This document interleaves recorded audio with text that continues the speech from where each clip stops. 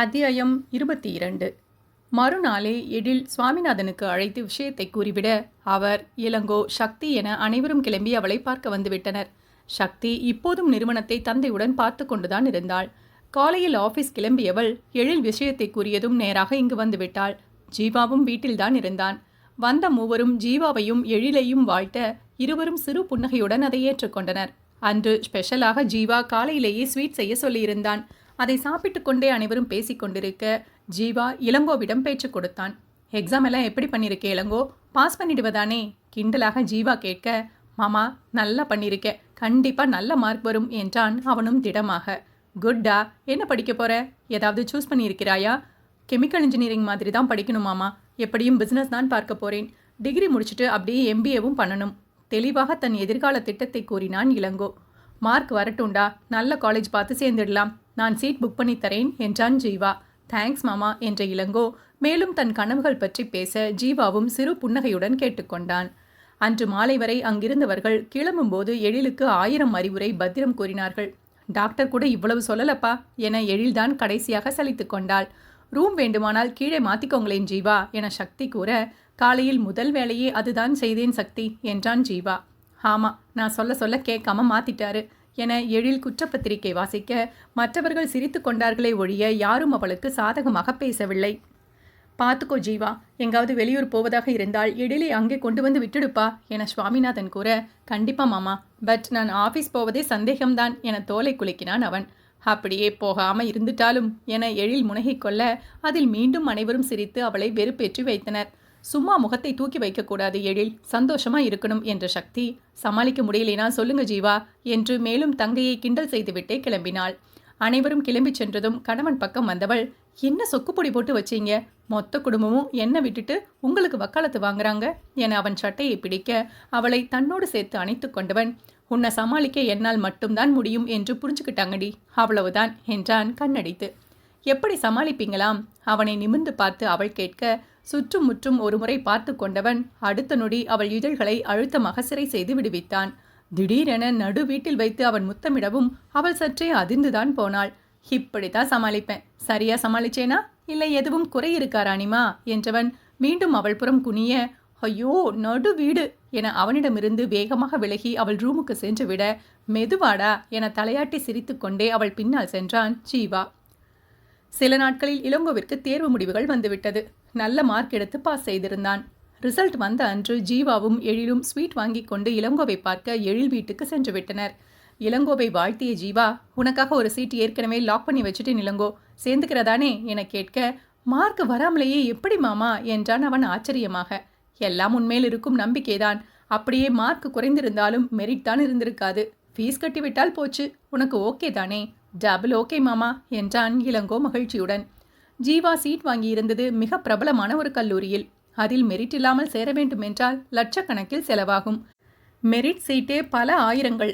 அதையும் அவனே செய்ய தயாராக இருந்திருக்கிறான் என்று புரிந்து எழில் மனம் கணவன் மீது நெகிழ்ந்துதான் போனது. இளங்கோவை பார்த்துவிட்டு ஜீவா நேராக தன் அலுவலகத்திற்குத்தான் வந்தான். எப்போதும் போல் அவன் வந்த உடனேயே உள்ளே வந்த ரகுவரன் முதலில் வேலை விஷயங்களைத்தான் பேசினான். ஓகே ரகு, கேரியான் என ஜீவா முடித்துவிட ரகுவரன் எழுந்தபோது அவன் ஃபோன் அடித்தது. அதை பார்த்தவன், ஓகே சார், நான் பார்க்குறேன் என்று விட்டு ஃபோன் பேசிக்கொண்டே நகர்ந்தான். சொல்லுங்க சார், மார்க் அனுப்பியிருந்தேனே சார். செக் பண்ணுறேன், கொஞ்சம் சீக்கிரம் லோன் ப்ராசஸ் பண்ண பாருங்க சார். பேசிக்கொண்டே ரகுவரன் அந்த ரூம் கதவை திறக்க, ரகு இங்க வா என்றான் ஜீவா. திரும்ப கூப்பிடுறேன் சார் என்ற ரகு ஃபோனை வைத்துவிட்டு மீண்டும் ஜீவா அருகில் வந்து நின்றான். சொல்லுங்க சார், எதுக்கு லோன் அப்ளை பண்ணியிருக்க? Education loan sir. வாசுகிக்கு இன்னைக்கு தான் ரிசல்ட் வந்தது, காலேஜில் சேர்க்கணும் என்றான் ரகுவரன். அப்போதுதான் வாசியுக்கும் இன்று தேர்வு முடிவுகள் வந்திருக்கும் என்று ஜீவாவுக்கு நினைவு வந்தது. என்ன மார்க் என அவன் கேட்க ரகுவரனும் அவள் மார்க்கை கூறினான். நான் வாழ்த்தினேன் என்று சொல்லிவிடு. லோன் எல்லாம் வேண்டாம். வாசுகிக்கு அவள் ஆசைப்படும் கோர்ஸ் சீட், ஃபீஸ் எல்லாம் என் பொறுப்பு என்றவன் இளங்கோவிற்கு சீட் வாங்கிய அதே கல்லூரியில் வாசுகிக்கும் சீட் வாங்கி தருவதாக கூறிவிட்டான். சார், பெரிய காலேஜ் அது, மெரிட் சீட்டே ஃபீஸ் கொஞ்சம் அதிகமாக தான் வரும் என ரகு தயங்க, ஸோ வாட், நான் பார்த்துக்கிறேன். நல்ல காலேஜில் பிடிச்சதை படிக்கட்டும். ஃபீஸ் ஆஃபீஸ் மூலமாக கரெக்டாக போயிடும். வாசுகி படிப்புக்கு என்ன தேவைப்பட்டாலும் என் பொறுப்பு. ஹாஸ்டல் ஃபீஸ், பஸ் ஃபீஸ் எதுவென்றாலும் சரி. யோசிக்காமல் ஃபினான்ஸ் டிபார்ட்மெண்ட்டிடம் சொல்லி வாங்கிக்கோ. போய் வேலையை பாரு என ஜீவா முடித்துவிட அதற்கு மேல் மறுத்தாலும் அவன் கேட்க மாட்டான் என ரகுவரனுக்கு தெரியும். தேங்க்ஸ் சார் என ரகு கூற, போய் வேலையை பாரு ரகு என்றான் ஜீவா லேப்டாப்பிலிருந்து நிமிராமல். அவன் முகத்தில் இருந்த சிறு புன்னகையே தன் நன்றியை அவன் எதிர்பார்க்கவில்லை என ரகுவுக்கு உணர்த்திவிட அவனும் மென்புன்னகையுடன் நகர்ந்து விட்டான். எழிலுக்கு 6வது மாதம் நடந்து கொண்டிருந்தது. அவள் கருவுற்றதிலிருந்து ஜீவா பெரிதாக அலுவலகம் பக்கம் செல்வதில்லை. வீட்டிலிருந்தேதான் முக்கால்வாசி வேலைகளை பார்த்து கொண்டான். ரொம்பவும் தேவையென்றால் மட்டும்தான் போய்விட்டு வருவான். அன்று அலுவலகம் போனவனுக்கு அங்கு ஒரு முக்கியமான பிரச்சனை வந்துவிட அவன் இருந்தே ஆக வேண்டிய சூழல். எழிலுக்கு போன் போட்டு சொல்லி இருந்தவன் ஒரு வேலைக்கார பெண்மணியையும் அன்று அங்கேயே தங்க சொல்லிவிட்டான். இரவு 10 மணி வரை அமைதியாக இருந்துவிட்ட எழிலுக்கு அதற்கு மேல் பொறுமை இருக்கவில்லை. அவனுக்கு அழைத்து விட்டாள். எப்போதான் வருவீங்க நந்து என கோபமும் ஏக்கமுமாக அவள் கேட்க, கொஞ்ச நேரண்டா, மெஷின் சரி பண்ணிட்டே இருக்காங்க, முடிஞ்சதும் வந்துடுறேன். நான் இருக்கணும்டா, பல கோடி மதிப்புள்ள மெஷின், யாரை நம்பியும் விட முடியாது. ரகு வேற லீவு, ஜிஎம் வெளியூர் போயிருக்காரு. எல்லாமே சொன்னேனே எழில், ப்ளீஸ்டா என அவன் கெஞ்ச அவளுக்கும் அனைத்தும் புரியத்தான் செய்தது. கணவனை தேடும் மனதைத்தான் என்ன செய்வதென்று தெரியவில்லை. உங்கள் பிள்ளைக்கு நீங்கள் வேண்டுமாம் என அவள் வேண்டுமென்றே கூற, அவள் கூறிய தினசில் சிரித்து கொண்டவன், எனக்கு நீ தாண்டி முதல்ல, உனக்கு அப்புறம்தான் நம் குழந்தை. நீ கூப்பிட்டே காரணம் சொல்கிறேனே, அதிலிருந்தே உனக்கு புரிய வேண்டாமா? என்னை திட்டிக் கொண்டேவாவது தூங்கு, நான் வந்து விடுவேன், முழிச்சிருக்க கூடாது என அவளுக்கு கட்டளையிட்டு விட்டுத்தான் ஜீவா போனை வைத்தான். நள்ளிரவுதான் ஜீவாவால் வீட்டுக்கு வர முடிந்தது. அரைக்கதவை திறந்து கொண்டு உள்ளே நுழைந்தவன் மனைவி படுத்திருந்த நிலையை பார்த்ததும் தனக்குள்ளே சிரித்து கொண்டான். அவனிடம் பேசிவிட்டு கோபத்துடன் படுத்திருப்பாள் போல். கட்டிலில் நட்ட நடுவில் பக்கம் மாறி குறுக்காக படுத்திருந்தாள். நன்றாக உறங்கிக் கொண்டிருந்தவளை எழுப்ப மனம் வராமல் போக ஃப்ரெஷ்ஷாகி வந்தவன் அமைதியாக சோஃபாவில் சென்று படுத்துவிட்டான். நாள் முழுவதும் ஓடிய களைப்பில் படுத்தவுடன் உறங்கியும் விட்டான். அதிகாலையில் லேசாக விழிப்பு வர எழில் கைகள் தூக்க கலக்கத்தில் முதலில் கணவனைத்தான் தேடியது. பக்கத்தில் அவன் இல்லை என்றதும், இன்னுமா இவர் வரல என பதறி எழுந்து விட்டாள். பக்கவாட்டில் திரும்பி பார்த்த போதுதான் அவன் சோஃபாவில் படுத்திருப்பது தெரிந்தது. அதில் நிம்மதி அடைந்தவள் போனை எடுத்து நேரம் பார்த்தாள். காலை 5 மணி பக்கம் ஆகியிருந்தது. நன்றாக விழிப்பு வந்துவிட்டதில் மீண்டும் தூக்கம் வராமல் போக மெதுவாக எழுந்தவள் கணவன் அருகில் சென்றாள். கட்டிலை பார்த்தது போலத்தான் ஜீவா படுத்திருந்தான். பக்கத்திலேயே இருந்த ஒற்றை சோஃபாவில் அமர்ந்தவள் கணவனைத்தான் வஞ்சனை இல்லாமல் கண்களில் நிறைத்து கொண்டிருந்தாள். அவளை தொந்தரவு செய்யக்கூடாதாம். சோஃபாவில் குறுகி படுத்திருந்தான். பாவம், அவன் தலையை மென்மையாக அவள் கோதிக் கொடுக்க அவளை உணர்ந்தானோ என்னவோ, அவன் உதடுகள் மெலிதாக வளைந்தது. கணவனை காண காண அவளுக்கு கொஞ்சமும் தெவிட்டவில்லை. வெகு நேரம் அமர்ந்திருந்தவள் கடைசியாக அவன் நெற்றியில் மென்மையாக இதழ் பதித்து, லவ் யூ நந்து என மென்குரலில் கூறிவிட்டுத்தான் எழுந்து சென்றாள். நல்ல தூக்கத்தில் இருந்தாலும் லவ் யூ ராணிமா என அவன் உதடுகள் முணுமுணுக்க தவறவில்லை. 7ஆம் மாதம் தன் வீட்டில் வைத்து எழிலுக்கு வளைகாப்பு செய்ய வேண்டும் என்று சுவாமிநாதன் ஆசைப்பட்டார். அவர் ஜீவானந்தனிடம் இது பற்றி கேட்க, அவனோ கண்டிப்பா பண்ணலாம் மாமா, என் வீட்டிலேயே பண்ணலாமே என்றான். இல்லை ஜீவா, அவள் சித்தி அத்தை என்று எல்லோரும் வருவாங்கப்பா, எல்லோர் கேள்விக்கும் பதில் சொல்லி மாளாது, தேவையில்லாத குழப்பமாகும் என்றார் சுவாமிநாதன். மனைவிக்கு தங்கள் வீட்டில் வளைகாப்பு செய்யத்தான் அவனுக்கு ஆசை. அதே நேரம் சுவாமிநாதன் சொன்னதையும் அவனால் மறுக்க முடியவில்லை. ஓகே மாமா, நாள் பார்த்துட்டு சொல்லுங்க, என்ன பண்ணணும்னு சொல்லுங்க, எல்லாம் நான் தான் செய்வேன். 10 பைசா நீங்க செலவு செய்தால் கூட எனக்கு கெட்ட கோபம் வரும். விளையாட்டு போல் சொன்னாலும் அவன் அழுத்தமாகத்தான் கூறுகிறான் என சுவாமிநாதனுக்கு புரிந்தது. சரிப்பா, நாள் பார்த்துட்டு என்னென்ன பண்ணணும்னு நான் சொல்றேன் என சுவாமிநாதன் கூறிவிட்டார். மறுநாளே ஜீவாவிற்கு அழைத்து நாள் கூறியவர் என்னென்ன வாங்க வேண்டும் என்றும் கூறினார். அவனும் அனைத்தையும் குறித்து கொண்டான். இளங்கோவிடமும் சொல்லியிருக்கேன் ஜீவா, அவனையும் வேண்டுமானால் கூட்டிட்டு போ என்று சுவாமிநாதன் கூற, ஓகே மாமா, நாங்கள் 2 பேரும் பார்த்துக்கிறோம் என்றான் ஜீவா. வளைகாப்பிற்கு முந்தைய நாள் ஜீவாவும் எழிலும் கிளம்பி எழில் வீட்டிற்கு சென்று விட்டனர். எழிலை சக்தி பொறுப்பில் விட்ட ஜீவா கடைசி நேர வேலைகளையும் ஓடி ஓடி செய்து கொண்டிருந்தான். அடுத்த நாள் மிக அழகாக விடிந்தது.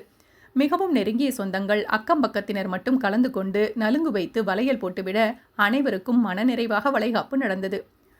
எழில் ஆசைப்பட்டு தேர்ந்தெடுத்திருந்த தங்க நிற மெல்லிய பட்டுப்புடவையில் தேவதையாக ஜொலித்தாள். அவளை வைத்த கண் வாங்காமல் பார்த்து கொண்டு நிற்பது மட்டும்தான் அன்று ஜீவானந்தனுக்கு வேலையாகவே இருந்தது. கடைசியாக அவனையும் அழைக்க மென் புன்னகையுடன் மனைவியின் அருகில் நிதானமாக வந்தவன் அவளுக்கு நலுங்கு வைத்தான். அவள் நெற்றியில் மென்மையாக இதழ் பதித்து தான் தனியாக வாங்கி வைத்திருந்த வைர வளையலும் அவளுக்கு அணிவித்து விட்டான். வந்திருந்தவர்கள் கிளம்பி செல்ல தொடங்கிவிட எழிலும் உடைமாற்றிக்கொண்டு அறையில் படுத்து விட்டாள். ரொம்ப டல்லா இருக்கே ராணிமா. அவள் அருகில் அமர்ந்து ஜீவா மென்மையாக அவள் தலை கோதி கொடுக்க, ஆமா நந்து, டயர்டா இருக்கு, சக்தி கிட்ட கேட்டு ஒரு ஜூஸ் வாங்கிட்டு வரீங்களா? போட்டு வைத்திருக்கும் என்று நினைக்கிறேன். இல்லாவிட்டால் நான் போட்டு எடுத்துட்டு வரேன்டா, நீ சாய்ந்து உட்காரு என்றவன் அவளை வாகாய் அமர வைத்துவிட்டு சென்றான். அவன் சமையலறைக்கு வந்தபோது அங்கு சக்தி மட்டும்தான் இருந்தாள். அமைதியாக ஜன்னலை வெறித்து கொண்டு நின்றிருந்தவளை பார்த்து ஜீவா சட்டென நின்று விட்டான். சக்தி முகத்தில் இருந்த சுருக்கமும் வேதனை சாயலும் அவனுக்கு அப்பட்டமாக தெரிந்தது. சக்தி என அவன் சற்றே சத்தமாக அழைக்க அவன் குரலில் பதட்டத்துடன் திரும்பியவள் வேகமாக கண்களை துடைத்து கொண்டாள். அழுதிங்களா சக்தி? அவள் அருகில் வந்து ஜீவா கேட்க, சேச்ச இல்ல ஜீவா. ஏதோ யோசனை அப்படியே நின்றிருந்ததில் கண் கலங்கிடுச்சு போல். என்ன வேணும்னு சொல்லுங்க என்றாள் அவள் சாதாரணம் போல். இதை நம்பும் அளவு நான் குழந்தை என்று நினைச்சீங்களா சக்தி? நிதானமாக ஜீவா கேட்க அவனை சமாளிக்க முடியாது என அவளுக்கும் புரிந்தது. ஒரு பெருமூச்சுடன் அவனை பார்த்தவள், பிரச்சனை தான் ஜீவா, சின்ன பிரச்சனை, நான் பார்த்து கொள்வேன். எல்லாம் உங்களிடம் சொல்ல முடியுமா? இன்று உங்களுக்கான நாள், சந்தோஷமா இருங்க, என்ன விடுங்க என்றாள் சக்தி. அப்படியெல்லாம் விட முடியாது சக்தி, பிரச்சனையை சொல்ல முடியாது என்றால் புரியுது. பட் பெருசா ஒன்றும் இல்லையே, சமாளிச்சிடுவீங்க தானே? உண்மையை மட்டும் சொல்லுங்க சக்தி, உங்கள் முகம் நிச்சயமா ஏதோ சரியில்லை. அவள் மேல் அவன் காட்டிய அக்கறை அவளுக்கு அத்தனை இதமாக இருந்தது. தங்கைக்காவது ஒரு நல்லவன் அமைந்திருக்கிறானே என்ற நிம்மதியே அவளுக்கு பெரும் ஆறுதலாக இருந்தது. பெருசா ஒண்ணுமே இல்லை ஜீவா, அப்படி ஏதாவது என்றால் உங்களிடம் தானே வருவேன். ஸோ இப்போ ஒன்றும் இல்லை. முதலில் இந்த பக்கம் எதுக்கு வந்தீங்க? எழில் ஏதாவது கேட்டாளா? தெளிவாக சக்தி பேச்சை மாற்ற, ஜூஸ் கேட்டாள் என்றான் ஜீவா. தயாராக இருந்த ஜூஸை சக்தி அவனிடம் கொடுக்க, ஒன்றும் இல்லையே சக்தி என மீண்டும் மீண்டும் கேட்டு உறுதிப்படுத்தி கொண்டுதான் அவன் சென்றான். அவளுக்கு நிறைய பிரச்சனைகள் இருந்ததுதான். எதையும் சொல்லி அவர்கள் மகிழ்ச்சியான நாளை கெடுக்க விரும்பாமல் அமைதியாக இருந்துவிட்டாள். அன்று மாலை சுவாமிநாதன் ஜீவாவிடம் எழில் பிரசவம் பற்றி பேசினார். எழில் இங்கேயே இருக்கட்டும் ஜீவா, குழந்தை பிறந்ததும் அங்கே வரட்டும். இங்கே நானோ சக்தியோ மாற்றி மாற்றி உடனிருந்து பார்த்துக்கிறோம். நீயும் கூட இங்கேயே இரேன்பா. இல்லை மாமா, எழில் என்னுடன் தான் இருப்பாள். நீங்க வேண்டுமென்றால் அங்கே வாங்க. அவளை பிரிந்து என்னால் இருக்க முடியாது என திட்டவட்டமாக ஜீவா கூறிவிட்டான். சுவாமிநாதன் மகளை பார்க்க, நான் அவருடனேயே இருக்கிறேன்பா, அவருடன் இருப்பதே எனக்கு அம்மாவுடன் இருப்பது போலத்தான் என்றாள் எழில்.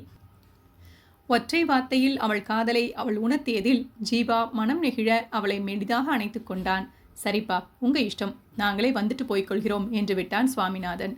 ஒரு தகப்பனாக மகள் மகிழ்ச்சியை விட அவருக்கு எதுவும் பெரிதில்லையே. அத்தியாயம் 23. வேலை முடிந்து வீட்டுக்கு வந்த ஜீவா அவர்கள் அறையில் புதிதாக இருந்த படத்தை பார்த்து ஆச்சரியத்துடன் நின்று விட்டான். கணவன் வந்த சத்தம் கேட்டு சமையலறையிலிருந்து எழிலும் அவர்கள் அறைக்கு வந்தாள். அவளை திரும்பி பார்த்தவன், என்னடி இது என சுவரில் மாட்டியிருந்த படத்தை காண்பித்து கேட்க, நல்லா இருக்கா நந்து, செம்ம கியூட்டா இருக்கீங்க என்றாள் எழில். பேசிக்கொண்டே அவள் அவன் அருகில் வர ஜீவாவும் அவளை அணைத்து கொண்டான்.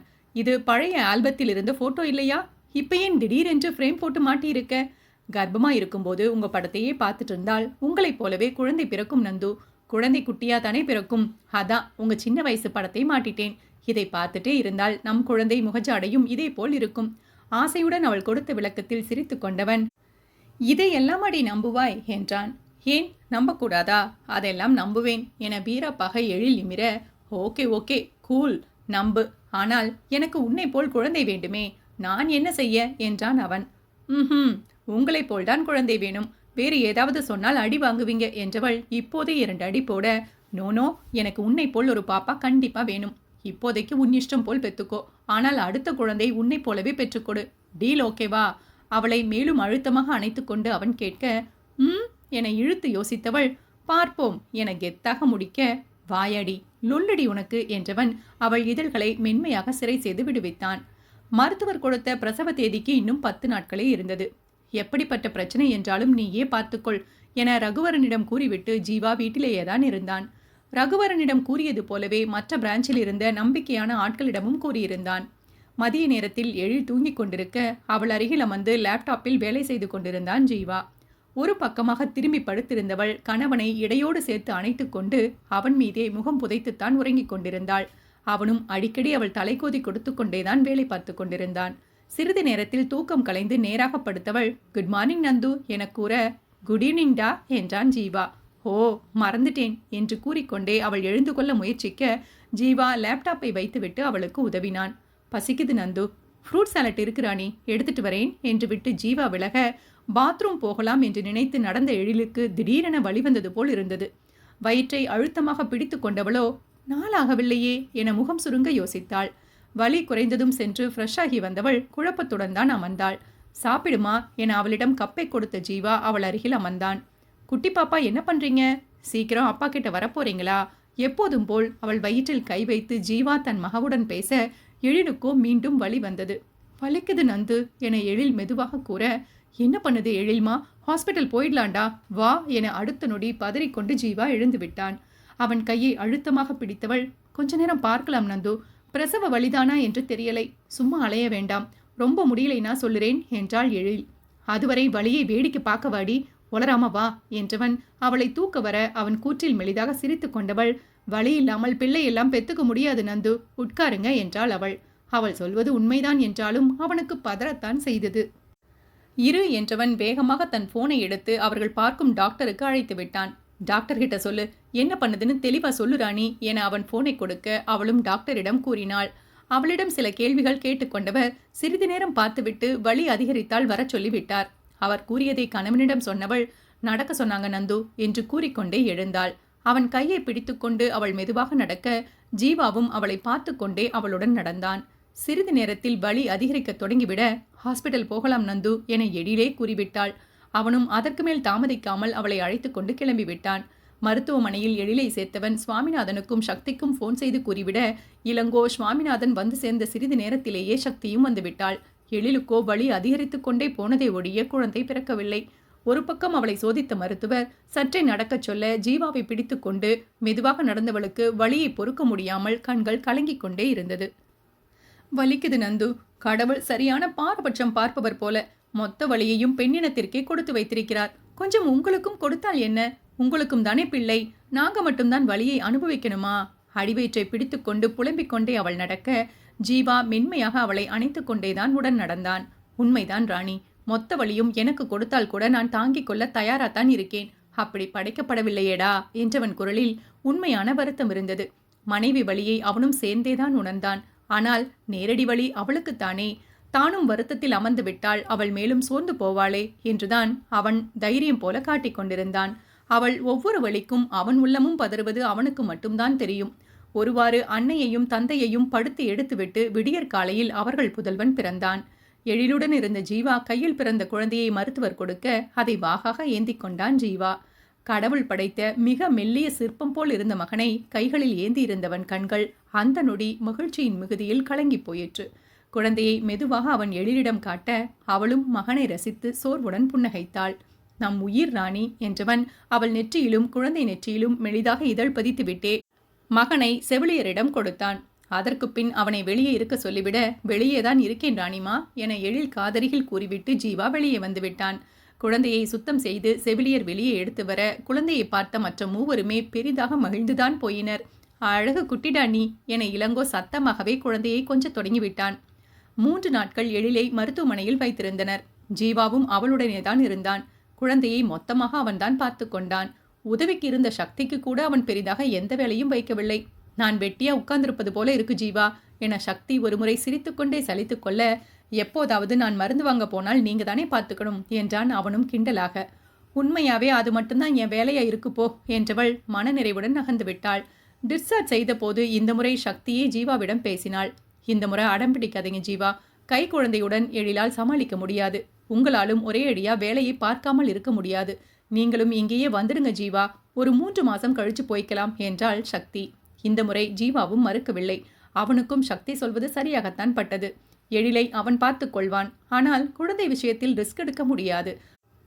1க்கு 2 கண்கள் வேண்டிதான் இருக்கும். சரி சக்தி, நானே அங்கு வரேன் என ஜீவா கூறிவிட அவன் பதிலில் சக்தி என்ன நினைத்தாளோ. எழில் கணவனை ஏகத்திற்கும் முறைத்தாள். அவள் முறைப்பை பார்த்து சிரித்து கொண்ட ஜீவா அவள் அருகில் சென்று அமர்ந்தான். முறைக்காதடி, இஷ்டத்துக்கு யோசிக்க கூடாது. குழந்தை, நீ 2 பேரும் பாதுகாப்பா இருக்கணும். உங்கள் இருவருக்காகவும் சேர்த்துத்தான் இந்த முடிவு. முகத்தை தூக்காமல் சிரி என்றவன் அவளை அணைத்து கொள்ள அதற்கு மேல் பொய்க்கோபத்தை பிடித்து வைத்துக் கொள்ள முடியாமல் அவளும் சலுகையுடன் அவன் மேல் சாய்ந்து விட்டாள். அனைவரும் கிளம்பி நேராக சுவாமிநாதன் வீட்டுக்குத்தான் வந்தனர். ஜீவா தன் உடைகள் லேப்டாப் மட்டும் வரவழைத்து கொண்டான். அடுத்த சில நாட்கள் அந்த வீட்டில் மகிழ்ச்சி மட்டும்தான் நிறைந்திருந்தது. 14ஆம் நாள் குழந்தைக்கு பெயர் வைத்தனர். ஜீவா எழில் இருவரும் சேர்ந்து அஸ்வந்த் என பெயர் தேர்ந்தெடுத்து குழந்தைக்கு வைத்தனர். எல்லாம் நன்றாய் போய்கொண்டிருந்த போதுதான் மீண்டும் சைத்ரா பற்றிய செய்தி எழில் கண்ணில் பட்டு தொலைத்தது. பல மாதங்கள் முன்பு அவள் மீண்டும் சென்னை வந்ததாக வந்த செய்தியை தொடர்ந்து இப்போதுதான் அவளை பற்றிய அடுத்த செய்தி வந்தது. சைத்ரா மீண்டும் மாடலிங் துறையில் இறங்க போறாங்க என்ற செய்தியோடு அவளது சமீபமான அழகான படமும் போடப்பட்டிருந்தது. அதைவிட எழிலை அதிர வைத்தது வேறு ஒரு செய்திதான். சைத்ராவுக்கு இதுவரை கல்யாணமாகாத நிலையில் அவளுக்கு ஒரு குழந்தை இருப்பதாகவும் அதை பெற்றுக்கொள்ளத்தான் அவள் வெளிநாடு சென்றதாகவும் கூறப்பட்டிருந்தது. எழில் எத்தனை தேடியும் அந்த குழந்தை படம் எதுவும் கிடைக்கவே இல்லை. இத்தனையும் மீண்டும் யூடியூபில் தான் அவள் பார்த்தாள். நல்ல வேளையாக மதிய நேரத்தில் பார்த்ததால் மாலை ஜீவா வரும்போது அதிக பதட்டமில்லாமல் அவளால் இருக்க முடிந்தது. இடையில் குழந்தை அழுததை கூட கவனிக்காமல் எழில் அமர்ந்திருப்பதை பார்த்து சக்தியே ஒருமுறை என்ன ஆனது என்று கேட்டுவிட்டாள். அவளிடம் சமாளித்து விட்டவள் கணவனிடம் இப்போதைக்கு எதுவும் கேட்க வேண்டாம் என்று முடிவு செய்து கொண்டாள். ஜீவா வரும் வரை அவளுடன் இருக்கும் சக்தி ஜீவா வந்தவுடன் கிளம்பி விடுவாள். மாலை 6 மணிக்கு மேல் ஜீவா வந்தபோது அவளால் சாதாரணமாகவே இருக்க முடிந்தது. நேராக சென்று ஃப்ரெஷ் ஆகிவிட்டு வந்தவன் முதலில் மகனைத்தான் தூக்கினான். அக்ஷுக்குட்டி, அப்பாவை மிஸ் பண்ணினீங்களா என அவன் குழந்தையை கொஞ்ச, ஏன் நாங்கெல்லாம் உங்களை மிஸ் பண்ண மாட்டோமா என்றாள் எழில் வீம்புடன். இவனிடம் போட்டி போடாமல் உன்னால் இருக்க முடியாதே என சிரித்தவன் ஒரு கையில் மகனை வாகாய் பிடித்து கொண்டு மற்றொரு கையால் அவளையும் அணைத்து கொண்டான். அவன் தோளில் சாய்ந்து கொண்டவள், உங்களுக்கு என்ன பிடிக்குமா இவனை பிடிக்குமா என மகனை காண்பித்து கேட்க, லூசு ராணி என உடனடியாக அவள் தலையில் கொட்டினான் ஜீவா. பதில் சொல்லலையே என தலையை தேய்த்து கொண்டே அவள் நிமிர, பதில் வேணுமா உனக்கு? சரிதான், இப்போ நான் கேட்கிறேன், உனக்கு என்னை பிடிக்குமா இவனை பிடிக்குமா சொல்லு என்றான் ஜீவா. உங்களைத்தான் பிடிக்கும். நொடி கூட தாமதிக்காமல் அவளிடமிருந்து வந்த பதில் அவனுக்கு ஆச்சரியமாகத்தான் இருந்தது. அப்போ அக்ஷுவை பிடிக்காதாக்கும்? அவள் தலையை கோதிக்கொண்டே அவன் விளையாட்டாக கேட்க, அவனும் எனக்கு உயிர்தான் நந்து, பட் நீங்களா அவனா என்று வந்தால் எனக்கு நீங்க தான் முதல். ஆனால் உங்களுக்கு அப்படி இல்லை இல்லையா என்றவள் குரலில் ஒருவித ஏக்கம் இருந்தது. ஜீவாவிற்கோ அவள் கேள்வியில் கோபம்தான் வந்தது. முட்டாள்தனமா பேசக்கூடாது ராணி. நீ இல்லாமல் அக்ஷு எங்கிருந்து வந்தான்? நீங்க 2 பேருமே என் உயிர்டி. இதில் பிரித்து சொல்லித்தான் ஆகணும் என்று அடம்பிடிப்பாயா? கொஞ்சமாவது யோசிச்சு பேசு ராணி, ப்ளீஸ். கோபத்துடன் ஆரம்பித்தவன் அவள் முகத்தில் நொடியில் தோன்றிய ஏமாற்றத்தில் ஆற்றாமையுடன் தான் முடித்தான். வா ராணி, உணரக்கூடாது என ஜீவா மென்மையாக அழைத்த போது அவளும் அமைதியாக அவனிடம் சென்று விட்டாள். அஸ்வந்திற்கு 3 மாதத்திற்கு மேல் ஆகியிருந்தது. இனி நானே பார்த்துக்கிறேன், வீட்டுக்கு வேண்டுமானாலும் போய்விடலாம் என்று எழில் கூறியிருந்தாள். ஜீவாவும் வீட்டில் குழந்தைக்கு தேவையான அனைத்தும் பார்த்து பார்த்து செய்ய தொடங்கியிருந்தான். அன்று எழிலும் ஷாப்பிங் வருகிறேன் என்று கூறியிருந்ததால் சக்தி வந்ததும் அவளிடம் குழந்தையை கொடுத்துவிட்டு போகலாம் என்று காத்திருந்தனர். எப்போதும் சக்தி வரும் நேரம் தாண்டியும் தாமதமாகிக் கொண்டே போக எழில் அவளுக்கு அழைத்து பார்த்தாள். அவள் போன் ரிங் போனதே ஒழிய அவள் எடுக்கவில்லை. விக்னேஷுக்கு அழைத்து பார்த்த போதோ அவன் போன் சுவிட்ச் ஆஃப் என்று வந்தது. பேசாமல் விக்னேஷ் அப்பாவிற்கு அழைக்கலாம் என சுவாமிநாதன் முடிவெடுத்த போது சக்தியே வந்து விட்டாள். கையில் ஒரு பெரிய பையுடன் வந்தவளை பார்த்ததுமே அனைவருக்குமே ஏதோ சரியில்லை என்று தோன்றிவிட்டது. நேராக வந்தவள் எதுவும் பேசாமல் அமைதியாக சோஃபாவில் அமர எழில்தான் வேகமாக அவள் அருகில் சென்று அமர்ந்தாள். என்னாச்சு சக்தி? விக்னேஷ் எங்க? பேக்ல என்ன? ஏன் ஒரு மாதிரி டல்லா இருக்க சக்தி என வரிசையாக எழில் கேள்வி கேட்க சக்தி சில நொடிகள் எதுவுமே பேசவில்லை. பின் ஒரு ஆழ்ந்த மூச்செடுத்து கொண்டவள், எல்லாரும் உட்காருங்க, ஒரே முறையா சொல்லிடுறேன் என்றாள் வெறுமையாக. அன்று இளங்கோவும் வீட்டில்தான் இருந்தான். அனைவருமே அவளை சிறு பயத்துடன் பார்க்க அவளும் அவர்கள் பயம் சரிதான் என்பது போன்ற விஷயத்தை தான் கூறினாள். விக்னேஷ் ஃபாரின் போயிட்டான் என அவள் தொடங்க, வேலை விஷயமாவா என்றாள் எழில். மொத்தமா போயிட்டான். அவன் லபருடன் அங்கே போய் செட்டில் ஆகிட்டான். எந்த ஊர் என்றெல்லாம் என்னிடம் சொல்லவில்லை. ஹேய், என்னடி உளறுகிறாய்? அவள் சொன்னதில் ஒன்றும் புரியாமல் எழில் கத்த, கொஞ்சம் பொறுமையா இரு எழில் என்ற ஜீவா, தெளிவா சொல்லுங்க சக்தி என்றான். ஏற்கனவே ஒருமுறை சக்தி வேதனையுடன் நின்றதை பார்த்த ஒரே ஆள் அவன்தானே. அவனால் தான் ஓரளவு நிலையை கிரகிக்க முடிந்தது. விக்னேஷ் எங்க கல்யாணத்துக்கு முன்பே யாரையோ விரும்பி இருக்கான் ஜீவா. அவன் அப்பா தான் வசதி இல்லாத கிராமத்து பெண் என்று ஒரே அடியா மறுத்துட்டாராம். இவன் ஏதாவது கலாட்டா செய்தால் அந்த பெண்ணை கொன்று விடுவதாக மிரட்டினாராம். சரிதான், அவருக்கு தெரியாமல் வெளிநாட்டில் வேலை தேடிக்கொண்டு போய்விடலாம் என்று திட்டமிட்டிருந்தானாம். அவன் வேலை தேடிக்கொண்டிருந்த போதுதான் இடையில் மீண்டும் மிரட்டி என்னை திருமணம் செய்து வைத்திருக்கிறார். பிசினஸ் பார்ட்னர் ஆக்கிக் கொள்ளலாம் என்று திட்டம் போல். என்னிடம் அடிக்கடி ஆபீஸ் பற்றி கேட்ட போதெல்லாம் முதலில் புரியவில்லை. இப்போதுதான் புரியுது. கசப்பாக ஒருமுறை சிரித்து கொண்டவள் தொடர்ந்து பேசினாள். விக்னேஷுக்கு என்னை பிடிக்கலை என்று சீக்கிரமே புரிஞ்சிருச்சு. ஒரு கட்டத்தில் கேட்டும் விட்டேன். விக்னேஷும் மறைக்காமல் உண்மையை சொல்லிட்டான். அந்த பெண் இல்லாவிட்டால் செத்து விடுவானாம். வேலை கிடைத்ததும் போயிடுவேன், மன்னிச்சிடுங்க என்று காலில் விழுந்தான். என்ன செய்ய, நேத்து நைட்டு ஓடிட்டான். உங்க பிள்ளை போயிட்டான்னு சொல்லிட்டு வந்துட்டேன் என எந்த உணர்வுமற்று கூறி முறித்தாள் சக்தி. அவன் என்ன சக்தி சாவது? நானே அவனை தேடிக் கொள்கிறேன். இடியட், எவ்வளோ தைரியம் இருக்கணும்? இவனுக்கு காதல் ஒரு கேடு என கத்திக்கொண்டே ஜீவா போனுடன் எழுந்து கொள்ள, வேண்டாம் ஜீவா என்றாள் சக்தி.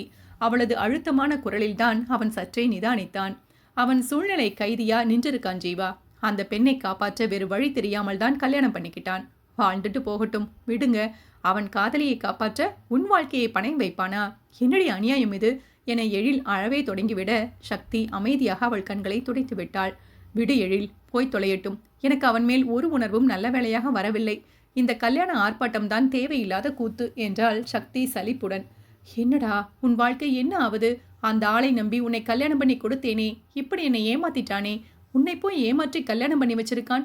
அவெல்லாம் நல்லா இருப்பானா? விக்னேஷ் தந்தை மீதுதான் சுவாமிநாதனுக்கு பெரும் கோபம் வந்தது. அவரைத்தான் சுவாமிநாதன் திட்டி தீர்த்தார். அவர் எங்குமே வராத போதே சந்தேகம் வந்ததுக்கா? அவன் நல்லா இருக்க மாட்டான்கா என இளங்கோவும் அழுகையும் கோபமுமாக புலம்பி தள்ளினான்.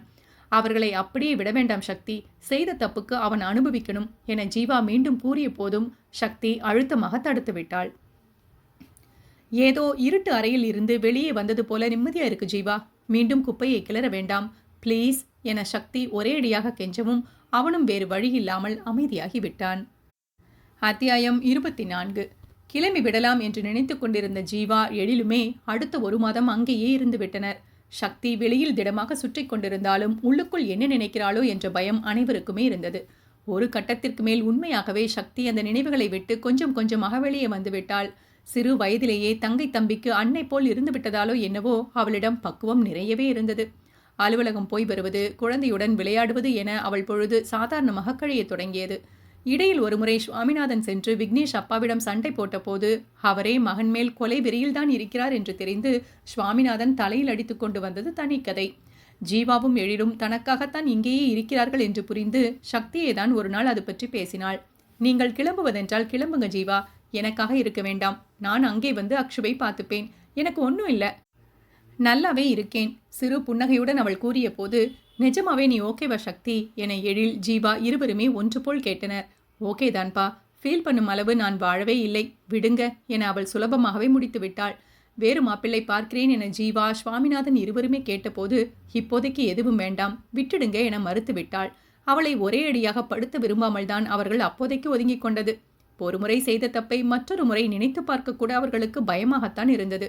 சக்தியிடம் 1000 முறை பேசி அவள் மனநிலையை சரிபார்த்து கொண்டுதான் ஜீவாவும் எழிலும் கிளம்பி அவர்கள் வீட்டுக்கு வந்தனர். அத்தனை நாட்கள் ஜீவா எந்த விளம்பரத்திலும் நடிக்கப் போகாததால் அந்த பிரச்சனை வராமலேயே இருந்தது. அவர்கள் வீட்டுக்கு வந்த 1 வாரத்திலேயே அவன் ஒரு விளம்பரம் நடிக்கப் போவதாக கூற முதல் கேள்வியாக உடன் யார் நடிக்கிறார்கள் என்றுதான் எழில் கேட்டாள். அஸ்வந்த் தூங்கி இருந்ததால் இருவரும் ரூம் கதவை பாதி சாற்றி வைத்துவிட்டு ஹாலில் அமர்ந்துதான் பேசிக் கொண்டிருந்தனர். ஒரு கார் விளம்பரம் எழில், 4 பசங்க 2 பொண்ணுங்க என ஜீவா கூற, யார் அந்த 2 பொண்ணுங்க என்றால் எழில் வேகமாக. சாதாரணமாக பதில் கூறிக்கொண்டிருந்த ஜீவா மனைவி குரலில் தெரிந்த அளவுக்கு அதிகமான ஆர்வத்தில் இப்போது அவளை தெளிவாக கவனித்தான். யாரா இருந்தால் என்ன எழில் என அவளை ஆராய்ந்து கொண்டே அவன் கேட்க, சொல்வதில் என்ன உங்களுக்கு என்றால் அவளும் முதற்கட்ட கோபத்துடன். அதை வளர்க்க விரும்பாதவன் ஒரு பெருமூச்சுடன் தன்னுடன் நடிக்கப் போகும் பெண்களின் பெயர்களை கூறினான். இருவருமே புதுமுகம், உனக்கு பெயர் சொன்னால் தெரிந்து விடுமா என அவன் சலிப்புடன் கேட்க, ஓ என்றவள் அதற்கு மேல் அமைதியாகிவிட்டாள். இந்த முறை ஜீவா அப்படியே விடவில்லை. யாராக இருந்தால் உனக்கு என்ன பிரச்சனை எழில் அவன் நேரடியாக கேட்டுவிட இப்போது அவள்தான் தடுமாறி போனாள். ஒன்றும் இல்லையே, சும்மா கேட்டேன் என அவள் சொல்லி பார்க்க, அசிங்கமா போய் சொல்லாதே எழில் என்றான் ஜீவா. மனைவி புதிதாக ஏதோ நினைத்து குழம்புகிறாள் என அவன் சுலபமாகவே கண்டு கொண்டான். எழிலாலும் அதற்கு மேல் அவனிடம் பேசாமல் இருக்க முடியவில்லை. சைத்ரா திரும்ப மாடலிங் வந்திருக்காங்க, அவங்க உங்களுடன் நடிக்கிறாங்களோ என்றுதான் கேட்டேன் எழில் தெளிவாக கூறிவிட, அவள் யாரை பற்றி சொல்கிறாள் என்று புரியவே ஜீவாவிற்கு சில நொடிகள் பிடித்தது. சைத்ரா பெயர் கூட அவன் மனதில் பெரிதாக பதியவில்லையே. சில நொடிகள் சிந்தித்துத்தான் கண்டுபிடித்தான். அவள் வந்தால் என்ன இப்போதும் அவன் புரியாமல் தான் கேட்டான். அவங்க கூட மட்டும் நடிக்க வேண்டாம் நந்து ப்ளீஸ் எழில் கெஞ்சலாகவே கேட்டாலும் ஜீவாவிற்கு கோபம்தான் வந்தது. ஏன், அவளுடன் நடித்தால் அப்படியே அவ கூட போயிடுவேன் என்று நினைக்கிறாயோ நக்கலாக அவன் கேட்க, எழிலோ திருவென விழித்தாள். உண்மையாகவே அவளுக்கு லேசாக அப்படி ஒரு பயம் இருந்தது. அதை சொல்லவா முடியும்? அவள் வார்த்தைகள் சொல்லாததை அவள் மௌனமே ஜீவாவிற்கு உணர்த்தியது. அதில் மேலும் முகம் இறுகிவிட, அந்த அளவு கூட என் காதல் மேல் நம்பிக்கை இல்லை என்றால் என்ன வேண்டுமானாலும் நினைத்துக்கொள் எழில், நான் வாய்ப்பு வந்தால் நடிக்கத்தான் செய்வேன். நான் மறுத்தால் எனக்கே என் மேல் நம்பிக்கை இல்லாதது போல் ஆகிடும். அழுத்தம் திருத்தமாக ஜீவா கூறியதில் எழில் முகமும் சுருங்கி போயிற்று. அவள் ஏதோ சொல்ல வர அதற்குள் அஸ்வந்த் அழுகுரல் அவர்கள் கவனத்தை கலைத்தது. குழந்தை அழுததுமே ஜீவா அவனை பார்க்க சென்றுவிட எழில் மனக்குழப்பம் நீங்காமல் சோஃபாவில் சாய்ந்து அமர்ந்து விட்டாள். அப்போது மனம் விட்டு பேச முடியாமல் போக அடுத்து வந்த நாட்களிலும் இருவரும் அந்த பிரச்சனையை பேசவே இல்லை. ஜீவாவிற்கு ஒரு பக்கம் வேலை சரியாக இருந்தது என்றால் அவன் சொன்னதை அப்படியே ஏற்றுக்கொள்ள முடியாமல் எழிலும் குழப்பத்துடன் தான் சுற்றி கொண்டிருந்தாள். எரிந்து கொண்டிருந்த தீயில் மொத்தமாக எண்ணெயை அள்ளி கொட்டுவது போலத்தான் அடுத்த சம்பவம் நடந்தது. இந்த முறை ஜீவா ஒரு ஆட் ஷூட்டுக்காக ஃபாரின் போவதாக கூறினான். விளம்பரத்துக்காக ஃபாரின் எல்லாம் போவார்களா என்ன? ஆச்சரியமாக எழில் கேட்க, இன்டர்நேஷனல் லெவலில் எடுக்கிறாங்க ராணி. ஃபாரினில் அவங்க பிராண்ட்ஸ் இருக்கு. ஸோ அங்கேயே எடுத்துட்டு இங்கும் இதையே விளம்பரத்துக்கு யூஸ் பண்ணிப்பாங்க. ஒரு 1 வீக் தான் வந்துடுவேன். நீ உன் வீட்டுக்கு போய்க்கோ, இல்லை அவங்களையே கூட இங்க வர சொல்லிக்கோ என்றான் ஜீவா. முடிந்தவரை தனியாவே சமாளிச்சுக்கிறேன் நந்து. இங்கேதான் ஆட்கள் இருக்காங்களே, தேவைப்பட்டால் மட்டும் கூப்பிட்டுக்கிறேன் என்றாள் எழில். நாளை அதிகாலை கிளம்பும் ராணி. நீ எழுந்துக்க வேண்டாம். நான் ரெடியாகிட்டு உன்னை எழுப்பி சொல்லிட்டு போறேன். பார்த்து பத்திரமா இரு. சரி நந்து என்று விட்டு அவள் அவர்களுக்கான போர்வையை எடுக்க, என் கூட சைத்ரா தான் நடிக்கப் போறா எழில் என்றான் ஜீவா திடீரென. ஏற்கனவே சைத்ரா பற்றி பேசியிருந்ததால் அதை அவளிடம் மறைக்க அவன் விரும்பவில்லை. அதுவரை படுப்பதற்காக எடுத்து வைத்து கொண்டே அவன் பேசுவதை கேட்டுக்கொண்டிருந்தவள் இப்போது கைவேளையை நிறுத்திவிட்டு அவனை பார்த்தாள். சைத்ராவா என மீண்டும் ஒருமுறை அவள் கேட்க, என்றான் ஜீவாவும் அவளை நேராக பார்த்து. அவளால் என்ன முயன்றும் அதை சாதாரணமாக எடுத்துக்கொள்ளத்தான் முடியவில்லை. அவசியம் இந்த ஆட் நீங்க பண்ணித்தான் ஆகணுமா? கணவனுக்கு பிடிக்காது என்று தெரிந்தேதான் அவள் கேட்டாள். அவள் எதிர்பார்த்தது போலவே ஆமா என்ற பதில்தான் அவனிடமிருந்தும் வந்தது. உதட்டை அழுத்தமாக கடித்து உணர்வை கட்டுப்படுத்திக் கொள்ள போராடிய மனைவியை பார்த்து அவனுக்கு பாவமாக இருந்தது. அவள் அருகில் வந்தவன் அவளை அணைத்து தன் கை வளைவிற்குள் கொண்டு வந்தான். எத்தனை முறை ராணி உனக்கு சொல்வது? இந்த எண்ணத்தை விட்டுவிடு ப்ளீஸ். அவள் பெயர் கூட எனக்கு நினைவு இல்லைடி. நீ சொன்ன பின் யோசித்துத்தான் கண்டே பிடித்தேன். உன்னை தவிர வேறு யாரிடமும் இனி எனக்கு எந்த உணர்வும் வராது ராணி. இது என் மேல் சத்தியம். போதுமா? தன் தலை மீது கை வைத்து அவன் சத்தியம் செய்ய அவனை நிமிர்ந்து பார்த்தவள் அவன் கையை பிடித்து இறக்கிவிட்டாள். உங்கள் மேல் நம்பிக்கை இல்லாமல் எல்லாம் இல்லை. அந்த பொண்ணு ஏதாவது பண்ணினா? நகத்தை கடித்துக்கொண்டே தயக்கத்துடன் அவள் கூற, அவள் கையை பிடித்து அவளை தடுத்தவன், அப்படி யாராவது என்னை மயக்க முயற்சி செய்தால் ஈவ்டீசிங் கேஸில் பிடிச்சு கொடுத்துடுறேன். சரியா? எனக்கும் கற்பு இருக்கு. நான் பாவம் இல்லையா? அவன் கூறிய தினசில் அவள் தன்னை எறியாமல் சிரித்துவிட்டாள். மறுநாள் அதிகாலை சத்தமில்லாமல் கிளம்பிய ஜீவா கடைசியாகத்தான் மனைவியை எழுப்பினான். கிளம்புறேன் ராணி, தனியா இருக்காத, பத்திரமா இரு என பல முறை கூறி அவளுக்கு பல முத்தங்களை கொடுத்துவிட்டுத்தான் கிளம்பினான். ஜீவா கிளம்பிச் சென்று ஒரு 4 நாட்கள் இருக்கும். அன்று திடீரென ஒரு செய்தி வந்தது. ஷூட்டிங் சம்பந்தமாக ஃபாரின் சென்றிருந்த சைத்ரா ஒரு விபத்தில் இறந்துட்டாங்க என்ற செய்தியை பார்த்தபோது எழில் பெரிதாக அதிர்ந்துதான் போனாள். உடனடியாக கணவனுக்கு அழைத்து அவள் விசாரிக்க, அவனும் ஆமா எழில், வெளியே போன போது ஆக்சிடென்ட், அவள் குழந்தை வேறு தனியா இருக்கு, பார்த்துட்டு வரேன் என்று விட்டு உடனடியாக போனை வைத்து விட்டான். தெளிவாக தன் நிலையை விளக்கும் சூழ்நிலையில் அவன் இல்லை. வெறும் ஒற்றை வரி பதிலை கேட்ட எழிலுக்கோ அப்போதைக்கு பெரிதாக ஒன்றும் தவறாக தோன்றவில்லைதான். இருந்தும் அவள் குழந்தையை இவர் என்ன பார்க்கிறார் என லேசாக உறுத்திய எண்ணத்தையும் அப்போதைக்கு ஓரம் கட்டிவிட்டாள். 1 வாரத்தில் வந்து விடுவேன் என போனவன் 10 நாட்கள் கழித்துத்தான் வந்தான். இடையில் எழிலிடம் பேசிக்கொண்டான் தான். இருந்த வேளையில் தெளிவாக அவனால் ஒன்றும் சொல்ல முடியவில்லை. கொஞ்சம் பிரச்சனை எழில், முடிந்தவரை சீக்கிரம் முடிச்சிட்டு வரேன், வந்து எல்லாம் சொல்றேன் என்று மட்டும் கூறினான். ஒவ்வொரு முறையும் அஸ்வந்த் பற்றி விசாரித்துக் கொள்ளவும் அவன் தவறவில்லை. நாளை இரவு வந்து விடுவேன் என அவன் கடைசியாக அழைத்து கூறிய போதுதான் எழிலுக்கு நிம்மதியாக இருந்தது. ஆனால் அவன் வந்த போதோ மொத்த நிம்மதியும் கெட்டுத்தான் விட்டது. அன்று சக்தி, இளங்கோ, சுவாமிநாதனும் ஜீவா வீட்டில்தான் இருந்தனர். குழந்தையை பார்க்க என்று வந்திருந்தவர்கள் ஜீவாவும் வந்து விடுவான் என்றதும் அவனையும் பார்த்துவிட்டு போகலாம் என அங்கேயேதான் இருந்தனர். இரவு 8 மணி போல் வாசலில் கார் சத்தம் கேட்டபோது குழந்தையை கூட சக்தியிடம் கொடுத்துவிட்டு எழில் வேகமாக எழுந்து வாசல் நோக்கி சென்றாள். பாதி தூரம் வரை சென்றிருந்தவள் கையில் ஒரு குழந்தையுடன் வீட்டிற்குள் நுழைந்து ஜீவாவை பார்த்து அதிர்ந்துதான் நின்று விட்டாள். அனைவரும் அங்கிருப்பதை பார்த்து லேசாக புன்னகைத்த ஜீவா எழில் அருகில் வர அவன் கையில் இருந்த குழந்தையோ அனைவரையும் ஒருவித பயத்துடன் பார்த்தது. அதை உணர்ந்தவன் தன் கையில் இருந்த பெட்டியை வைத்துவிட்டு குழந்தையை மெலிதாக தட்டி கொடுத்தான். எல்லாரும் சாப்பிட்டாச்சா என சாதாரணமாக கேட்டுக்கொண்டே அவன் ஒரு கையால் எழிலை அணைக்க வர அவளோ சட்டென பின்னால் நகர்ந்தாள். அவள் செயலில் அவள் புறம் திரும்பியவன் அவளை முகம் சுருங்க பார்க்க, யார் இது என்றால் அவள் குழந்தையை காண்பித்து. அவள் குரலில் இருந்த கோபத்தை கவனித்தவன், சொல்லுறேன் ராணி, ஏன் கத்துகிறாய்? குழந்தை பயப்படுறான் பாரு என்றான் மென்மையாக.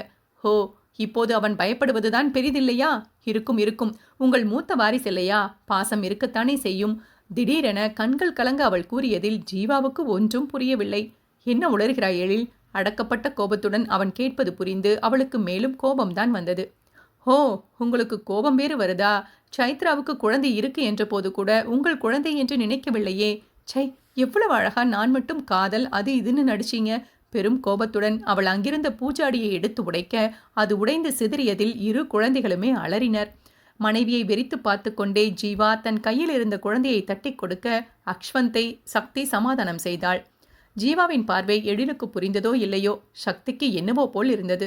தவறு செய்த விக்னேஷ் பார்வைக்கும் ஜீவா பார்வைக்கும் இருந்த வித்தியாசம் அவளுக்கு உறுத்தியது. கொஞ்சம் பொறுமையாய் இரு எழில், அவர் பேசட்டும் என சக்தி கூற, எழிலோ தமக்கைப்புறம் கோபமாக திரும்பினாள்.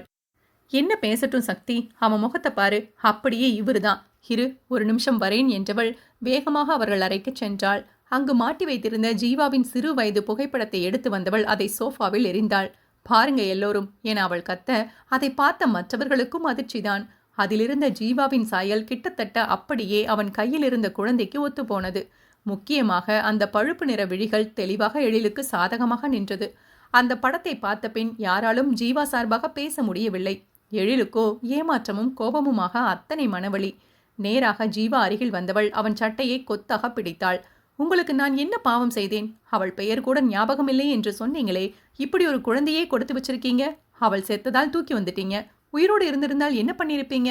2 குடும்பம் நடத்தியிருப்பீங்களோ? கோபத்தில் மனதில் தோன்றியதையெல்லாம் புலம்பி கத்தியவள் அவன் காலடியிலேயே அமர்ந்து தாங்க மாட்டாமல் கதறிவிட்டாள். அவள் வார்த்தைகள் கொடுத்த வலியையும் கோபத்தையும் விழுங்கிக் கொண்ட ஜீவாவிற்கு அவள் அழுவதை பார்த்து பாவமாகத்தான் இருந்தது. இவன் என் மகன் இல்லை எழில், கொஞ்சம் உட்கார்ந்தால் தெளிவா சொல்லுவேன். அவன் என்னென்னவோ அவளிடம் பேசி புரிய வைக்கத்தான் நினைத்தான். கண்ணுக்கு நேர் அனைத்தும் அவனுக்கு எதிராக நிற்கும் போது அவன் கதையை கேட்க அவள் தயாராக இல்லை. என்ன சொல்லுவீங்க? என்ன சொல்லுவீங்க? எப்படி வாய்க்கூசாமல் போய் சொல்லுறீங்க? எங்கே இங்கே நிற்கும் ஒருத்தரை இவன் உங்கள் பிள்ளை இல்லை என்று சொல்லுங்க பார்ப்போம் என அவள் கண்களை துடைத்துக் கொண்டே வேகமாக கேட்க, மற்றவங்க எதுக்கு சொல்லணும் எழில், நீ சொன்னால் போதுமானது என்றான் அவன் அவளிடமிருந்து பார்வையை விளக்காமல். ஏன் என்னை பார்த்தா அத்தனை முட்டாளா தெரியுதா?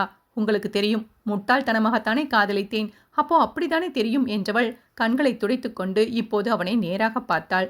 இங்க பாருங்க, என்ன பிளாஷ்பேக் வேண்டுமானாலும் இருந்துட்டு போகட்டும், நான் கேட்க தயாரா இல்லை. இன்னொருத்தியுடன் நீங்க வாழ்ந்து பெற்ற பிள்ளைக்கும் சேர்த்தெல்லாம் என்னால் அம்மாவா இருக்க முடியாது. அதுவும் இத்தனை தெளிவா என்னிடம் எல்லாம் மறைத்து ஏதோ நான் தப்பாக பேசுவது போலவே என்னை உணர வைத்து என்னை முட்டாளாக்கி இருக்கீங்க. நினைத்தாலே கூசுது. இதுக்கு மேல் உங்களுடன் என்னால் வாழ முடியாது. 2வது பிள்ளை பெக்க நான் கிடைக்கலையா? அதுபோல 3வது எவளாவது கிடைப்பாள். கல்யாணம் பண்ணி சந்தோஷமா இருங்க, நான் போறேன் என்றவள் அவன் பதிலை கூட எதிர்பார்க்காமல் தன் உடைகளை எடுக்க சென்று விட்டாள். அவள் விட்ட வார்த்தைகளால் ஏற்படும் கோபத்தை கட்டுப்படுத்தவே ஜீவாவிற்கு சில நிமிடங்கள் பிடித்தது. மற்றவர்கள் யாரும் இன்னும் அதிர்ச்சியிலிருந்தே நீங்காமல் நின்றிருக்க ஜீவாதான் வேகமாக மனைவியை தொடர்ந்து சென்றான். தன் உடைகளையும் மகன் உடைகளையும் அவள் வேகமாக ஒரு பைக்குள் திணித்து கொண்டிருக்க, எழில், எதுக்கு இந்த அவசரமும் ஆர்ப்பாட்டமும்? ஒரு 2 நிமிஷம் பொறுமையா உட்காரு என்றான் ஜீவா. இந்த நிலையில் கூட கொஞ்சமும் குற்ற உணர்வு இல்லாமல் அழுத்தமாக பேசும் கணவனிடம் அமர அவளுக்கு சுத்தமாக மனம் வரவில்லை. அமைதியாகவே தன் தேவைகளை எடுத்து வைத்தவள் பையுடன் எழுந்துவிட்டாள். ஜீவா கையிலிருந்த குழந்தையை ஒருமுறை பார்த்து கொண்டவள், நீங்க எதிர்பார்க்கும் அளவு தாராள மனசு எனக்கு இல்லை மிஸ்டர் ஜீவானந்தன். நான் சின்ன புத்தி உள்ளவளாவே இருந்துட்டு போறேன். இதுக்கு மேலும் உங்களுடன் இருக்க முடியாது என்றவள் அவனை கடந்து போக முயற்சிக்க அவள் கையை அழுத்தமாக பிடித்தவன், என்மேல் கொஞ்சமும் நம்பிக்கை இல்லையாடி என்றான் அவள் கண்களை பார்த்து. எதிர்காலம் அவள் கண்களிலேயே தெரிந்ததோ என்னவோ, அவன் கண்களும் கலங்கித்தான் போயிற்று. மேலும் குத்தும் விதமாக இல்லை என ஒற்றை வார்த்தையில் அவர்கள் உறவை மொத்தமாக குழி தோண்டி புதைத்துவிட்டு அவள் நகர்ந்துவிட, அவளைத் தொடர்ந்து மெதுவாக அறையை விட்டு வெளியே வந்த ஜீவானந்தன் கீழே வரவில்லை. கீழே சென்றவள் அஸ்வந்தை தூக்கி கொண்டு ஒரு முறை நிமிர்ந்து பார்த்தாள். ஜீவாவும் அவளைத்தான் பார்த்து கொண்டிருந்தான். அவன் கண்களின் பாஷை புரியும் மனநிலையில் அவள் இல்லாததால் வேகமாக குனிந்து விட்டவள், போலாம்பா என்று விட்டு வாசல் நோக்கி நகர்ந்துவிட, மற்ற மூவரும் ஜீவாவை ஒருமுறை பார்த்துவிட்டு எதுவும் சொல்லத் தோன்றாமல் சென்று விட்டனர்.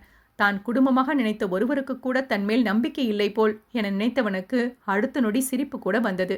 அவர்கள் கார் கிளம்பும் வரை அவன் அசையாமல் நின்றிருக்க, அவன் கையில் இருந்த ரிதீஷ் அவன் கண்ணீரை துடைத்து அவனை நினைவிற்கு மீட்டு வந்தான். சிறுவன் செயலை உணர்ந்தவன் தன் கண்ணீரை துடைத்து கொண்டான்.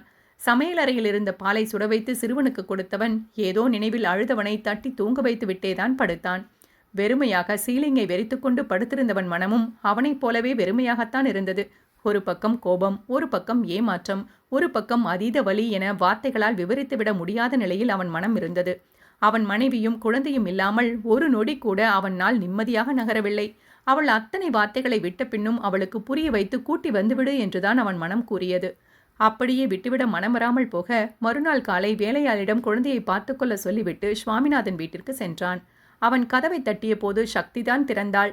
எழிலிடம் பேசணும் சக்தி என அவன் கூற, சக்தி பதில் சொல்லும் முன் எழிலே வந்துவிட்டாள். அவரை போக சொல்லிடு சக்தி. இப்படி இவர் என் கண் முன்னால் வந்துட்டே இருந்தால் தாங்க முடியாமல் செத்துடுவேன். அதுதான் வேண்டுமென்றால் அவர் கையாலேயே கொண்டுட்டு போக சொல்லு. மனதை கொன்னாச்சு, உயிர் தான் பாக்கி. அதையும் வேண்டுமானாலும் எடுத்துக்க சொல்லு. தலையை அழுத்தமாக பிடித்து கொண்டு கத்தியவளை பார்த்தவனுக்கு அந்த நொடிதான் அவள் சுத்தமாக தன்னை நம்பவே போவதில்லை என்று புரிந்தது. அவளை விட்டுவிட்டு நகர அவனுக்கு சுத்தமாக மனம் இல்லைதான். ஆனால் அவனை யமன் போல் பார்ப்பவளிடம் என்ன சொல்வது? சில நொடிகள் அவளை வெறித்து பார்த்தவன் அமைதியாக நகர்ந்துவிட, அவன் நகர்ந்ததும் எழில் வேகமாக உள்ளே ஓடிவிட்டாள். எழில் சென்றதை உறுதிப்படுத்தி கொண்ட சக்தி ஜீவா காரில் ஏறும் முன் வேகமாக அவனிடம் வந்தாள். அவள் வருவதை பார்த்து அவனும் நின்றுவிட்டான். ஒரு வார்த்தை சொல்லியிருக்கலாமே ஜீவா. அந்த பெண்ணுடன் ஒத்துவரவில்லை என்று பிரிந்திருந்தாலும் ஒரு குழந்தை இருந்தது என்று சொல்லியிருக்கலாமே. எந்த பெண்ணும் ஏத்துக்க மாட்டா ஜீவா. ஆற்றாமையுடன் அவள் கூற, அவளை வெறுமையாக பார்த்தவன், எனக்கு யாரும் இல்லை என்று இத்தனை வருடம் எனக்கு தோன்றியதே இல்லை சக்தி. ஆனா இப்போ தோணுது. நான் கெட்டவனாவே இருந்துட்டு போறேன். எழிலையும் அக்ஷுவையும் நல்லா பார்த்துக்கோங்க என்றவன் வேகமாக கிளம்பி சென்று விட்டான். எழில் அவனை நம்பவில்லை எனும் போது வேறு யாரிடமும் விளக்கம் கொடுக்க அவன் விரும்பவில்லை. அதற்கு பின் அவளை தேடி அவன் போகவும் இல்லை. ரித்தீஷை பார்த்து கொள்ள ஒரு ஆள் ஏற்பாடு செய்தவன் தன் வேலையை பார்க்க தொடங்கிவிட்டான். சில முறை ரித்தீஷை தன்னுடனேயே அழைத்தும் செல்வான்.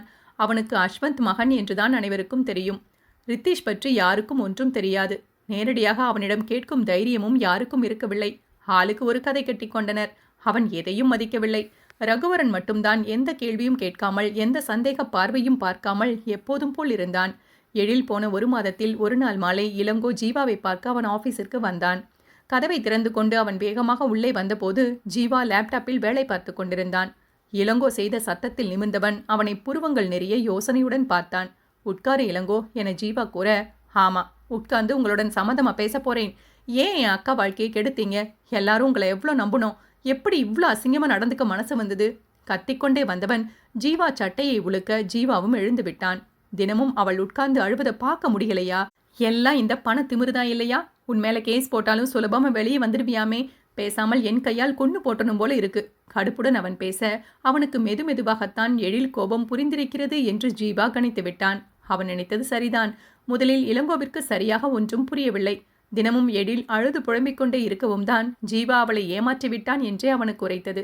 அந்த கோபத்தில் அந்த ஆளை போலீஸ்ல பிடிச்சு கொடுத்துருவோம் எழில் என அவன் கத்திய போது, அவரெல்லாம் பணக்காரர்டா, நம்மால ஒன்றும் பண்ண முடியாது என்று எழில்தான் கூறியிருந்தாள். எப்படியும் தொழிலில் ஜீவாவை விட முன்னேறிவிட வேண்டும் என்ற வெறி இளங்கோவிற்கு அப்போதுதான் வந்தது. மனதில் இருந்த கோபத்தை கட்டுப்படுத்த முடியாமல் தான் இங்கே வந்து கத்திக் கொண்டிருந்தான்.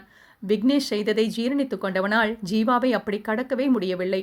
அந்த விக்னேஷை விட நீ மோசம்யா, நல்லாவே இருக்க மாட்ட என அவன் எரிச்சலுடன் கூற, ஜீவாவோ மெளிதாக சிரித்தான். அதில் மேலும் கோபம் தலைக்கேற, என்னடா சிரிப்புனக்கு? உன்னால் இப்போ என் அக்கா வெளிநாடு போக போறா தெரியுமா? எவ்வளவோ வேண்டாம் என்று சொல்லி பார்த்தோம், கேட்கவே இல்லை. உன்னை மறக்க எங்க எல்லோரையும் விட்டுட்டு போறா. இன்னொருத்தியை விரும்பிட்டு ஏண்டா வேற பொண்ணை கல்யாணம் பண்றீங்க? என்ன மனுஷங்க நீங்க எல்லாம்? அவன் பாட்டிற்கு கத்த, ஜீவாவிற்கோ எழில் மொத்தமாக ஊரை விட்டு போகப் போகிறாள் என்பதுதான் தலையில் ஏறியது. உன்னையும் அந்த விக்னேஷையும் கொல்லணும் போல இருக்கியா என்ற இளங்கோ கோபத்துடன் அவன் மேஜையில் இருந்த பொருட்களை தள்ளிவிட அந்த சத்தத்தில்தான் ஜீவா சுயநினைவிற்கே வந்தான். கொலையெல்லாம் பண்ண முடியாது இளங்கோ. போய் ஒழுங்கா படிக்கிற வழியை பாரு. உன் அக்கா தான் என்னை மொத்தமாக தலைமுழுகிட்டாளே. இனி எனக்கு உனக்கு என்ன சம்மந்தம்? உன் ஆறுதலுக்கு வேணா ஒன்று சொல்கிறேன். உன் அக்கா என்னை பிரிந்த அன்றே நான் செத்துட்டேன். உடலை அழிக்கும் ரிஸ்க் எல்லாம் நீ எடுக்காதே, பார்த்து போ என்று விட்டு ஜீவா சென்று அமர்ந்துவிட, அப்போதைக்கு அவன் பேசியதை ஆராயும் நிலையில் இல்லாத இளங்கோவும் அவனை முறைத்து கொண்டே சென்று விட்டான். எல்லாம் முடிந்துவிட்டது என்பதை ஏற்றுக்கொள்ள முடியாமல் தவித்து அவன் இதயம் முணுமுணுவென வலித்து கொண்டே இருந்தது. அதை கவனிக்கும் நிலையில் ஜீவா இருக்கவில்லை. முடிந்தவரை எதையும் யோசிக்காமல் இருக்க கற்றுக்கொண்டான். ரித்தீஷிடம் எழிலை அவன் அம்மா என்று சொல்லித்தான் வளர்த்தான். விவரம் தெரிந்து அம்மா எங்கே என ரித்தீஷ் கேட்டபோது வெளியூர் போயிருக்கிறாள் என்றுதான் கூறி வைத்தான். அதேபோல் எழிலும் உன் தந்தை வெளியூரில் இருக்கிறார், நம்முடன் இல்லை என்றுதான் அஸ்வந்தை வளர்த்திருந்தாள்.